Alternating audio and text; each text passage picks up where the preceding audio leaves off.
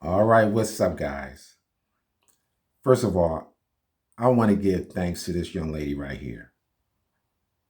I don't know if you guys know who she is, but her name is Queen Omega. I just kind of just discovered her not too long ago. I was on YouTube and I hit on her video. I don't even know why I hit on her video, but I hit on her video and what I heard was pure fire. The song she was singing is called No Love. And what makes this song so powerful is that she's a reggae artist. I think she's from Trinidad, but she's a reggae artist and she's spitting that Jamaican style rhyming. But she doing it against the backdrop of foundational instrumental beats and rhythms, right? It's from Dr. Dre Snoop Dogg's The Next Episode. And when you hear that together, it is pure fire. I was on YouTube watching reaction videos. Everybody's like, wow. I mean, it's just fire. So what I'm going to do, I'm going to leave the links to both videos. One video is going to be the song No Love. The other video is going to be basically the same song, but done to a reggae rhythm. And so what I like about the song also is that it illustrates what 50-50 looks like. When you could clearly hear the influences. There's no debate where certain things come from. You can hear the African-American musicianship, but then you can hear the Jamaican style spitting and rhyming. You can hear that, the patois sounds and all of that. You can hear all that. So it's clear to identify where things come from. So when Latinos make the claim, especially Puerto Ricans make the claim that this is a 50-50 thing between Puerto Ricans and blacks, how is it that we don't hear Latino or Puerto Rican elements in the beginning of hip hop? If we want to say hip hop started 73, some say 71, it really doesn't matter. I would say all 70s. There is no Puerto Rican element or Latino element in hip hop. You don't hear it in the music. You don't hear it in the slang. You don't hear it in anything that embodies hip hop, not even the dance. You don't see or hear any of that. Okay, so to make the claim as Fat Joe did when he was on, well, he did it earlier, but the latest episode was when he did it on the documentary of Latin hip hop. He made that claim that said hip hop was created by Latinos and blacks, or hip hop music to be more specific. So it's clearly a lie. So when you ask Latinos, and so I thought this would be a good example to showcase this video. I'm not going to be able to play the video because I don't want to get any strikes. So like I said, I will leave a link in the description and you guys can check it out. But what I really want to say, when we ask Latinos or Puerto Ricans specifically, can you name the Puerto Rican element? They can't do it. So what do? They try to break down why you can't claim it either as Black Americans. It's a silly thing because it's obvious it comes from us. They'll say, well, you can't. Well, who is the black person that created hip hop?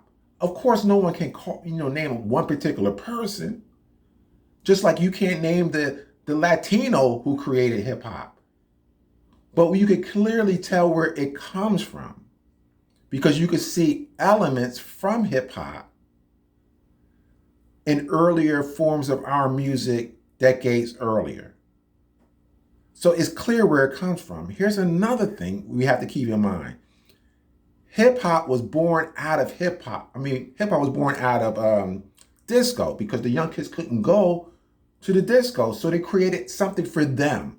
That's how hip hop was created. Again, disco is foundational Black American. Nothing about disco is Latino. So to even argue that it's Latino influence is ridiculous. You can't use the argument that you were there as some kind of proof to say that you created it or you're partners in creating this thing. You are the first students of hip hop, pure and simple. And you contribute a lot. No one is denying that. No one is trying to erase Puerto Ricans. But you can't claim things that you can't back up.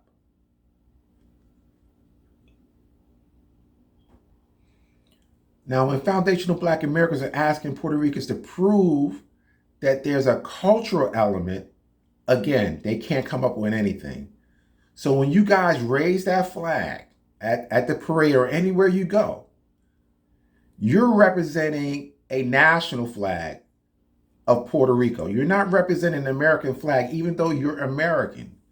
But hip hop was created in America by foundational Black Americans.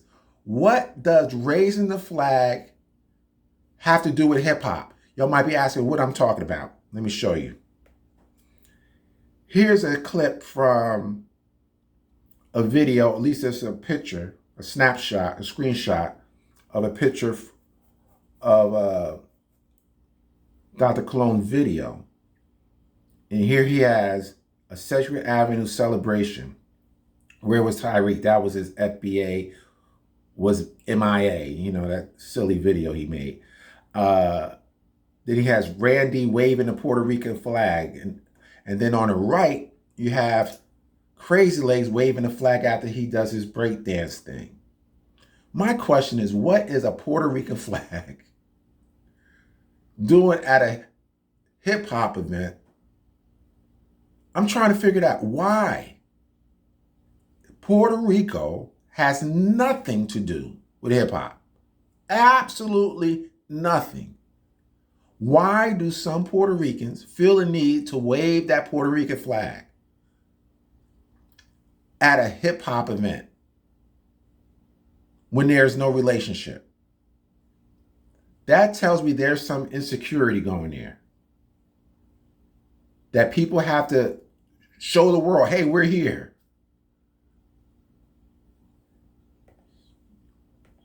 You don't see, now the flag on the left, many brothers don't use this flag, but I just use this flag just to make a point. This is the Black Heritage flag, Black American Heritage flag. And of course, there are other ones, the Jamaican flag. You don't see us waving flags at no hip hop event.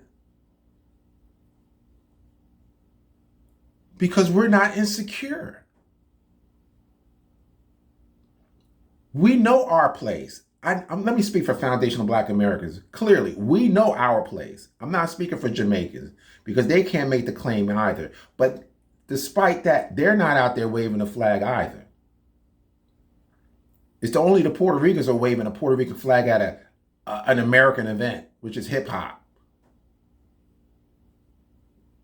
So what I'm saying is we're not insecure. We know our place. We know what we contribute. We know there's no hip hop without foundational Black Americans. No other culture can say that. You take out all the elements that Black Americans have put into hip hop, you have absolutely nothing. That's a fact. You can't use our culture, and I'm speaking to Puerto Ricans and Caribbeans. You can't use our culture, the things that you learn from us, and say that because you of a different culture, you created it. It doesn't work like that. This is why I wanted to highlight Queen Omega's song. Because just imagine if there was a genre that had the elements of foundational Black Americans and Caribbean cultures fused together, and it lasted 10 years. We could point to a period of time and say, yes, that was 50-50. But we can't do that with hip hop. We cannot go in time and say, oh, it's a Puerto Rican cultural influence thing and a Black American cultural influence thing. We can't do that because there's no evidence of it. So when Black Americans ask you Puerto Ricans, how do you substantiate 50-50? Keep this video in mind. This Queen Omega No Love video in mind to show you what we're asking you to do. If you can't show that, then you can't claim that you helped create it. It's really that simple. All right, guys.